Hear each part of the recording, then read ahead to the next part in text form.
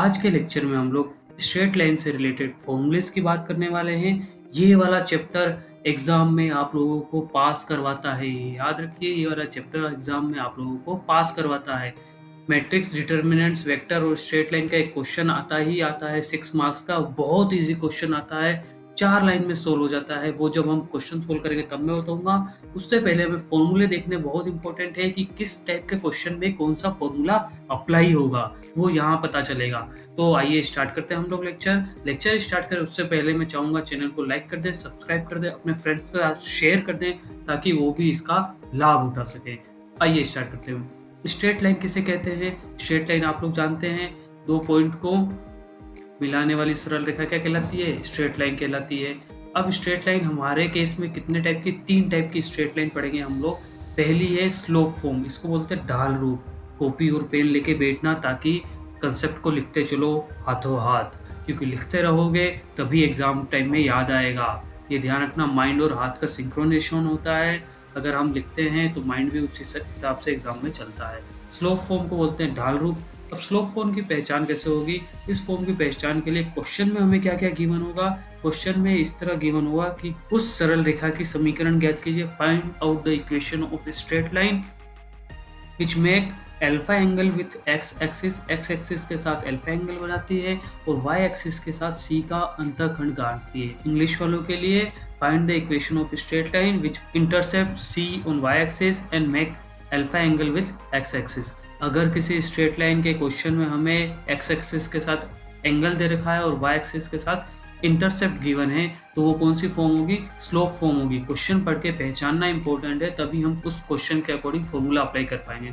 तो slope form में straight line का फॉर्मूला होता है y equal to m x plus c. क्या होता है? y equal to m x plus सी।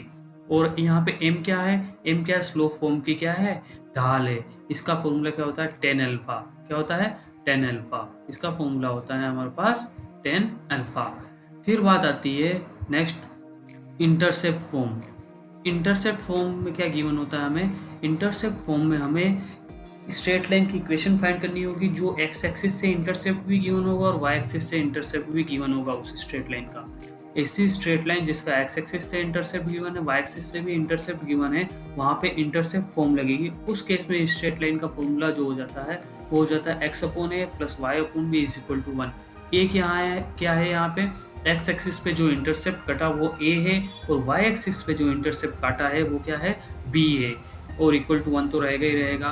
तो हमें क्वेश्चन पढ़ के समझ में आना चाहिए, अगर एक्स एक्सिस के साथ इंटरसेप्ट और वाई एक्सिस के साथ इंटरसेप्ट गिवन है तो उस केस में हमें इंटरसेप्ट फॉर्म का फॉर्मूला लगाना है। फिर उसके बाद आते हैं third, perpendicular form. Perpendicular form क्या होता है? इसमें क्या गिवन होता है? स्ट्रेट लाइन की इक्वेशन फाइंड करनी होगी जिसपे अगर ओरिजिन से कोई परपेंडिकुलर लाइन डालते हैं तो वो एक्स एक्सिस से अल्फा एंगल बनाती है और ओरिजिन से उसकी डिस्टेंस कितनी होती है? पी होती है। तो हमें इसमें क्या गिवन होगा? जो परपेंडिकुलर लाइन है उसकी एक्स एक्सिस से एंगल गिवन होगा और उसकी डिस्टेंस गिवन होगी या लेंथ गिवन होगी। उस केस में परपेंडिकुलर स्ट्रेट लाइन का फॉर्मूला लगेगा। परपेंडिकुलर स्ट्रेट लाइन का फॉर्मूला होता है x cos alpha plus y sine alpha is equal to p. P क्या है यहाँ पे? Length of perpendicular line. अब तीनों देखो क्या क्या है। स्लोप फॉर्म में क्या गिवन है? एक्स एक्सिस से एंगल गिवन है और वाई एक्सिस पे इंटरसेप्ट गिवन है। इंटरसेप्ट फॉर्म में क्या गिवन है? एक्स एक्सिस और वाई एक्सिस से इंटरसेप्ट गिवन है।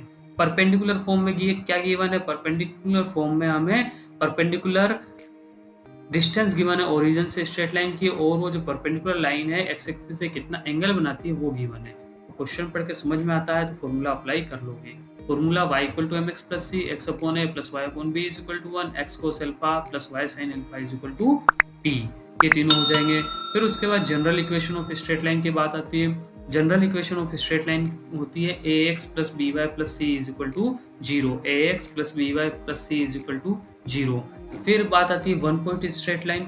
वन पॉइंट स्ट्रेट लाइन मतलब एक ऐसी स्ट्रेट लाइन की इक्वेशन फाइंड करनी है हमें जो किसी एक पॉइंट से तो पास हो रही है, एक पर्टिकुलर पॉइंट से पास हो रही है और एक्स एक्सिस से 90 डिग्री, 30 डिग्री या अल्फा डिग्री का एंगल बना रही है। एक्स एक्सिस से अल्फा एंगल बना रही है। इस स्ट्रेट लाइन की इक्वेशन हमें फाइंड करनी है जो एक पर्टिकुलर पॉइंट x1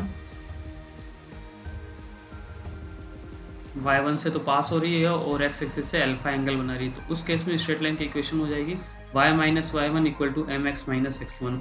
यहाँ x1 y1 क्या है, जहाँ से पास हो रही है x और y एज इट इज़ रहेगा। m कैसे निकालेंगे, जो एंगल दे रखा है उसका tan अल्फा कर देंगे तो m मिल जाएगा। तो याद हो जाएगा। मुझे लगता है आप लोगों को समझ में आ गया है। समझ में आ गया, चैनल को लाइक कर दे, सब्सक्राइब कर दे, अपने फ्रेंड के साथ शेयर भी कर दें ताकि वो भी अच्छे से अच्छे मार्क्स ला सके एग्जाम में। 1 पॉइंट स्ट्रेट लाइन मतलब एक पॉइंट से पास हो रही स्ट्रेट लाइन, एक्स एक्सिस से एंगल दे रखा है तो y minus y1 equal to mx minus x1 formula हमें अप्लाई करना है। फॉर्मूले लर्न करने ही पड़ेंगे पास होना है तो। फिर उसके बाद आता है 2 पॉइंट स्ट्रेट लाइन, मतलब वो क्या कह रहा है कि एक स्ट्रेट लाइन की इक्वेशन फाइंड करो जो 2 पॉइंट से पास होती है। उसमें इसमें क्या नहीं दे रखा है, एंगल नहीं गिवन है। 2 पॉइंट से पास होती है। पहला पॉइंट है x1 y1 और दूसरा पॉइंट है x2 y2। इन 2 पॉइंट से पास होने वाली स्ट्रेट लाइन की इक्वेशन चाहिए हमें। तो फॉर्मूला क्या हो जाएगा, y minus y1 as it is जो यहाँ पे था, केवल m की जगह चेंज हो जाएगा। m की जगह क्या आ जाएगा, y2 minus y1 upon x2 minus x1 और बाकी एज इट इज रहेगा। 2 पॉइंट स्ट्रेट लाइन में 1 पॉइंट स्ट्रेट लाइन की तरह ही फॉर्मूला लगेगा, y minus y1 x minus x1। m की जगह क्या आ जाएगा, y2 minus y1 upon x2 minus x1। बस यही चेंज रहेगा तो याद हो जाएगा। रिलेट करके याद रखेंगे तो याद आसानी से हो जाता है। फिर उसके बाद आती है बात angle between 2 straight line. Question दे देगा कि एक स्ट्रेट लाइन और 2 स्ट्रेट लाइन दोनों एक स्ट्रेट लाइन की इक्वेशन दे देगा, उनके बीच का एंगल फाइंड करके बताओ। इंपॉर्टेंट हो जाता है। इसका फॉर्मूला होता है theta is equal to tan inverse m1 minus m2 upon m1 plus m2। m1 क्या है, slope of straight line 1, m2 क्या है, slope of straight line 2। m1 minus m2 upon 1 plus m1 m2 क्या याद रखने हैं हमें, फॉर्मूले याद करने ही पड़ेंगे अगर मार्क्स लाने हैं तो। फॉर्मूले याद कर लो अच्छे से। फिर उसके बाद आता है जो क्वेश्चन इंपॉर्टेंट आता है बोर्ड में, इस पे क्वेश्चन बनता ही बनता है। एक ये वाला कंसेप्ट, एक ये वाला कंसेप्ट। इसको सोल्व करने का तरीका मेरे पास बहुत आसान है, बाकी बुक्स में काफ़ी टफ दे रखा है, तो बहुत आसान तरीके से हम लोग सोल्व करेंगे जब मैं सोल्व करवाऊंगा। अगर 2 स्ट्रेट लाइन पैरेलल है, इस तरह की स्ट्रेट लाइन है, m1 m2 क्या हो जाएंगे, उन दोनों के बराबर हो जाएंगे। स्लोप हमेशा क्या रहेगा, सेम रहेगा। अगर 2 स्ट्रेट लाइन परपेंडिकुलर है, इस तरह का केस है, तो एक का स्लोप और दूसरे का स्लोप का मल्टीप्लिकेशन क्या हो जाएगा, -1 के इक्वल आ जाएगा। m1 m2 क्या आ जाएगा हमें, -1 के इक्वल आ जाएगा। अब इसमें क्वेश्चन क्या देता है, वो एक स्ट्रेट लाइन दे देता है, उसके परपेंडिकुलर स्ट्रेट लाइन की इक्वेशन फाइंड करो। इस तरह के क्वेश्चन हमें देता है जो हम सोल्व करने वाले हैं। 6 नंबर का आता है, 110% आता है।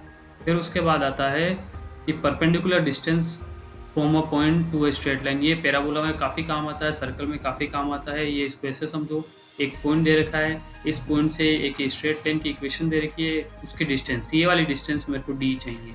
d, ये वाली डिस्टेंस मुझे p चाहिए या d मान लो। एक पॉइंट से स्ट्रेट लाइन पे डाली गई परपेंडिकुलर डिस्टेंस या minimum distance from a point to a straight line, ये क्या होगा, किस तरह फाइंड करेंगे। ये स्ट्रेट लाइन की इक्वेशन है ax plus by plus c is equal to 0। अब हमें डिस्टेंस निकालनी है तो क्या करोगे, ये तो इक्वेशन एज इट इज लिख दोगे, एक्स वाई की जगह क्या डाल दोगे, कोऑर्डिनेट्स डाल दोगे पॉइंट के, और नीचे क्या आ जाएगा, root of a square plus b square.